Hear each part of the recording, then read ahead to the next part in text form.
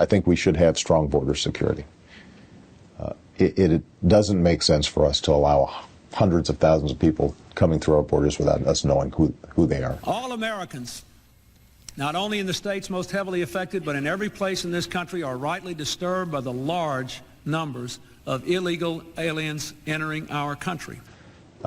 Oftentimes in very hazardous situations and unmonitored situations that could do us long-term damage. The jobs they hold might otherwise be held by citizens or legal immigrants. The public service they use impose burdens on our taxpayers.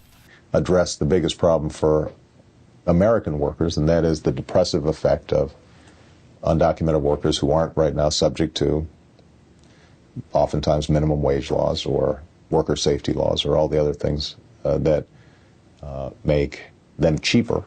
They don't vote based on economics or based on the benefits they're getting economically from the president. They're increasingly, from the Tea Party on, they're voting on race. They're voting on this idea of an invasion of brown people over the border. The idea that they can't get whatever job they want. A black person got it, therefore drive all the blacks out of the colleges, get rid of DEI. That is what they're voting on. They're just voting specifically on racial animus. We will try to do more to speed the deportation of illegal aliens who are arrested for crimes. We are a nation of immigrants, but we are also a nation of laws. If you look at some of these exit polls, I mean, I live in Virginia. Immigration was the #1 issue. I mean, again, these could change in Virginia. Well, Virginia does have a border with West Virginia. Very, very contested area. Build the wall. Like, what? We're getting no support on this national crisis, and we're receiving no support. And let me tell you something, New Yorkers. Never in my life have I had a problem that I did not see an ending to. I don't see an ending to this. I don't see an ending to this. This issue will destroy New York City. Destroy New York City. If you ever had any question whatsoever what limousine liberals and insulated leftist propagandists really think of you, that's basically it in a nutshell, man. They think that you fell for some kind of right-wing Republican fear-mongering scam. They think that you're an idiot, and they think that unless you live directly on or very, very near the border, that you live too far from the border to make that any sort of motivation, especially a voting motivation. You know, you couldn't possibly care about migrants dying on the journey that we've invited them on. You couldn't possibly care about local resources getting freaking destroyed in places like Chicago or New York, and you definitely couldn't possibly care about protecting Americans just like Lake and Riley. And if you do care, you're just a fool, and they're gonna laugh right in your face. And it sounds like by their new 2024 math, they'd probably laugh right in the face of their favorite president, Barack Obama. But I'm gonna tell you guys, people are waking up. People are coming out of the fog, and it is starting to look a lot like, if you believe the polling, which obviously that can go in anyway, but if you believe the polling, it looks like there may be something that at least looks like accountability in November. And because of that, finally the media is waking up. The media is at least pretending to pay attention, but do not get fooled, man. It's not because they care. The only thing they care about is that you keep watching. But it's beginning. It's beginning. And you gotta almost feel bad for these early Democrats going on these shows, not expecting to face any actual questions. I mean, but what? Because why would they? They go on these shows all the time and they get treated like royalty and they're just fellow propagandists. But here is Connecticut Senator Chris Murphy, super liberal guy, very buttoned up, he's got all his talking points pretty well memorized, and he's on ABC of all places. I mean, what could possibly go wrong? Why did it take so long for the president to address this crisis at the border in terms of the flow of migrants? Well, I don't know that that's fair. In the first week that the president was in office, he sent to Congress a comprehensive immigration and border reform bill. But wait a minute, that bill was to provide a path to citizenship for the 11 million undocumented citizens, residents here in the country. It was not a border security bill. It was a... I hate to stop it so early, but just look at this guy's face, man. He's like, what is happening? I've used that line, the president's line about sending a bill to Congress within the first week, like a million times, and no one has ever called me on it.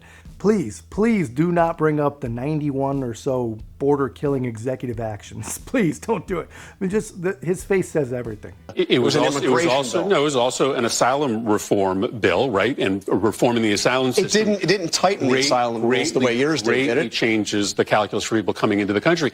And the president instituted a very tough new regulation that does stop people at the border, does change the asylum calculation. Oh man, a very tough new regulation that changes the asylum calculation. I mean, come on, that would have done it, man. What a shame. We should have listened to him. That'd have fixed everything. Maybe that's why they got rid of almost 100 executive border policies that Trump had put in place, and they must have been expecting the tougher asylum calculation thing to kick in. I wish they would have done it in a little bit different order, but I mean, come on. What do I know? I'm not a professional adult in the room like Joe Biden or the people he's got working for him or the people he works for, however it works. I don't know. But I do know a little bit about the deal that the senator's talking about. And really all that thing was about the typical Democrat elections have consequences type virtue signaling. That bill was about a pathway to citizenship for the people that were already here, which again, I'm no professional, but my guess is that when you signal that you're willing to do something like that, it probably would inspire more people to come. I don't know. I mean, let me know in the chat if that sounds backwards, but that's my guess. But I don't know. It sounds like the senator from Connecticut knows even less about this stuff than I do. And maybe, I don't know, maybe the girls from MSNBC were right. Maybe he's just too far from the problem. Let's hear from someone that should know exactly what's going on. We know that immigration is a key issue for voters across the country. And according to our polling, by more than 5-1, voters believe President Biden's policies will lead more migrants to try crossing the border compared with President Trump's policies. Only 22% think your policies will decrease migrant crossings. President Biden himself has said the border hasn't been secure in 10 years. Is there anything he can do without Congress to act now? Margaret, we as an administration have taken executive actions. Those executive actions are being litigated. We do need Congress to act. Wow. What a concept. Guys, have you ever heard a Democrat politician actually blame the criminal for a crime? I think that's the first time I've ever heard that. You know, I know they're not going to do that when a firearm is involved. If there's a gun involved, it's Republicans' fault, it's the manufacturer's fault, it's the gun, and of course it's Donald Trump. Trump is to blame. Only when it's something like this will he come out and say that the person to blame is the murderer. And notice he can't even use the word immigrant, whether legal or illegal. He just can't use the word immigrant at all. But I disagree with him. You know, 99% of the time I agree. It is the criminal to blame for the crime, for sure. But in this case, Alejandro Mayorkas himself is to blame. He may as well have done it himself. And another thing, have you guys noticed that not one Democrat will even say the name Laken Riley? Not one. They'll say Lincoln Riley when they're forced to, but they won't say Laken Riley, not one. And I promise you, if she was a different color and she was killed by police and not some illegal immigrant, they'd have it tattooed on their foreheads by now. But they just cannot bring themselves to say it. They just can't do it. To act. For more than 3 decades, our system has been broken. A bipartisan group of senators have put forth a real solution that would provide the Department of Homeland Security and other departments and agencies involved in the immigration system with resources that we need, as well as policy changes that will fix this system. We need Congress to act. That is the enduring solution. But Congress won't act, as you saw. That proposal, which we covered extensively on this program, isn't moving forward in the Senate and no future at this point in the House. And it has been reported that immigration and that ICE is drafting plans to release migrants and slashing capacity to hold detainees because that Senate bill and the funding that was in it failed. That's inaccurate. That's inaccurate. That was in the Washington Post, and that is not true. That is inaccurate. And let me say, will you have to reprogram funds? We have reprogrammed funds in the past because he doesn't believe that even for a second, man. He is the Secretary of Homeland freaking Security. If he wanted sanctuary cities to end, he would probably have a pretty compelling position of authority. And he's got the liberal street cred. He's been destroying the system for 3 freaking years. They know that he's tried. Maybe if he actually had the courage to even voice difficult ideas or any real truths, people would listen. But he can't even say the word sanctuary. He can't even answer her very, very direct and good question. You know, he just can't say yes. Yes, the entire system is broken. I mean, this dude should have been deported multiple times before, but he can't say it. He can say he fell through the cracks of one of those cities with varying degrees of cooperation with the immigration authorities. That is the weasel way to say sanctuary cities. That is the weaselly, spineless way to say sanctuary cities. And yes, it is an absolute problem. It is a danger to everyone. I mean, everyone, the people coming, everyone. And the guy's missing an incredible opportunity. People could actually listen to this guy. What is the point of wasting everyone's time and going on these shows just to sound like a smarter version of Kamala freaking Harris? I mean, save some lives, dude. But I think if he gave a shit, if he wanted to save some lives, he would. Sanctuary cities should absolutely be illegal. I don't know that it's ever ended up in the Supreme Court, but I can't imagine that it's legal to have state and local authorities essentially stopping the federal government from enforcing laws.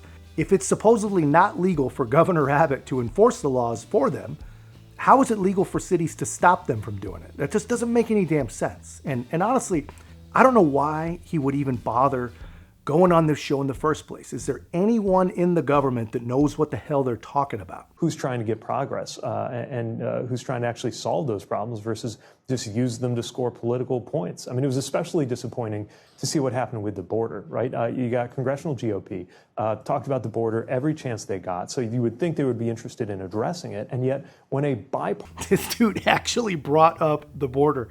They didn't ask. He brought it up. I thought he was a smart politician, man. Who in their right mind that works even within 100 miles or bike riding distance from the White House would dare bring up the border?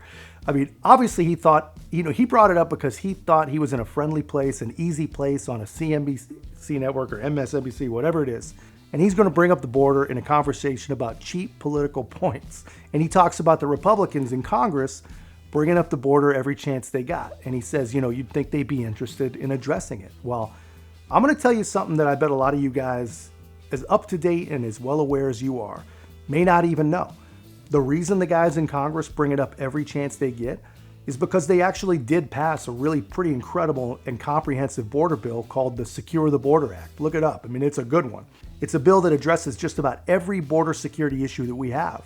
And it passed Congress and has been sitting on Chuck Schumer's desk since last September. I mean, over 1 million freaking people have come in the time that he's been basically killing and ignoring the bill.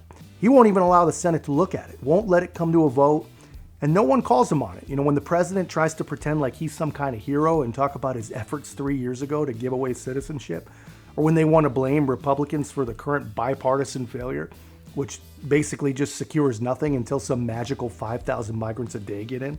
These people can't get through a sentence without gaslighting you and just lying. And it's amazing. I mean, it really is amazing. I would bet a lot of them don't even remember why they have the positions that they have. And it's amazing that none of them just say, hey, Chuck, things are pretty bad, man. People are dying. Maybe we should look at that 8-month-old bill that Congress sent over, but they can't. And here's why. Even if people are going to die as a result, they can't do it because they can't give Republicans any kind of win.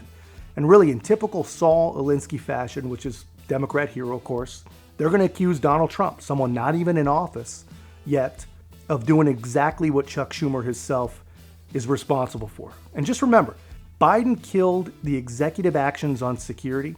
Schumer killed the security bill, and everything is the fault of Donald Trump. I mean, the guy's a real existential threat, And maybe Trump is a danger. If he's the reason the Democrats are out risking and endangering as many lives as they possibly can, I guess that really does mean that Donald Trump is a pretty dangerous guy.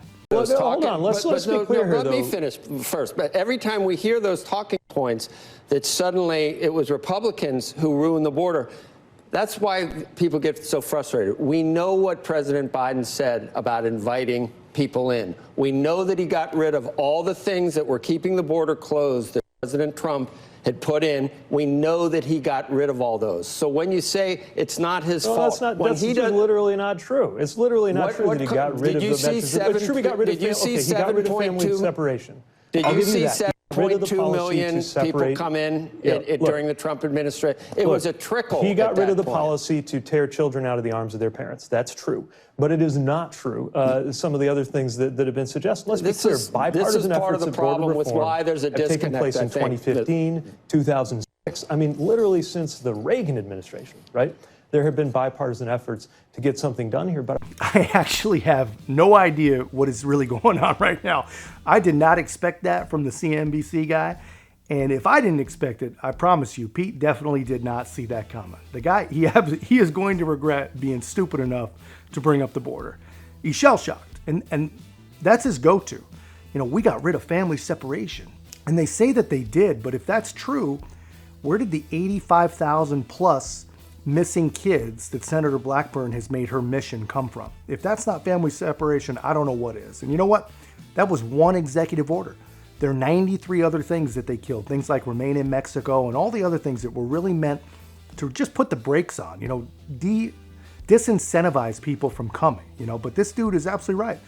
Mayor Pete says, you know, this shouldn't be a political football. And he's like, well, to be fair, I mean, you guys never really cared about this problem until voters started caring. I really believe we've gotten to the point where many congressional Republicans find it so useful as a cudgel that they would rather keep the problem going for political uses than solve the problem and risk the chance that the president could share in the credit for that. In the same way that you know, we see some of them, even though we had great bipartisan cooperation on the infrastructure bill that I work on, a lot of them who were against that, only to turn around and try to get credit for it when we actually have a ribbon cutting or a groundbreaking. The reason that some of these numbers stay where they are is because it just seems like instead of actually owning some of the issues that we have, instead of acknowledging that the president maybe has lost a step, the administration keeps saying, "Don't believe your lying eyes," and that's why you're respectfully, at, that's why you're at 18%. Respectfully, I think congressional Republicans are saying, "Don't believe your lying eyes," which is why they're polling at about 15% right now. I know Look, that right Congress now, is never going to. Congress isn't running we have for economic numbers for that president. This guy is great, man. He nailed it. He's fed up. I mean, he's a voter too, man, and he feels lied to just like you and I do. And there are millions and millions and millions of people who can still think and form their own thoughts and do not believe a word these people say. And why should we, man? Donald Trump has been gone for 4 freaking years. And the reason we have the immigration issues we have is because we took a drunk Democrat with a power tool to his best and most successful policies. You can't destroy a guy's policies and then also blame him for the problem that you created by doing that. It just does not work like that. You know, they believe it works like that. They want it to work like that. And historically, they're pretty good at making it work like that, but it doesn't work like this, man. And Pete, this is a freaking weasel, guy. I don't know what it says about Democrats that this is one of the guys that they talk about for president someday, but what do they see in him? Other than identity politics and fuzzy feeling virtue signaling, what could they possibly see in this guy? Every other word out of his mouth is Trump. I mean, he even blamed Trump for the train derailment that happened and was mismanaged by him on his watch. And the one he didn't even show up for almost a month. I mean, this guy's a joke.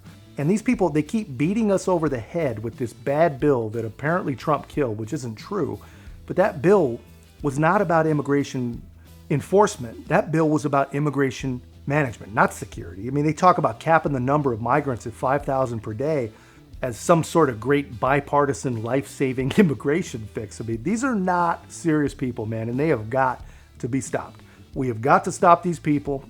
We will not survive another 4 years like this. But that's just my take, guys. Let me know your thoughts in the comments. And if you haven't already, be a part of our growth, man. Make sure to like, comment, subscribe. Most importantly, share the channel. I'll see you in the next one.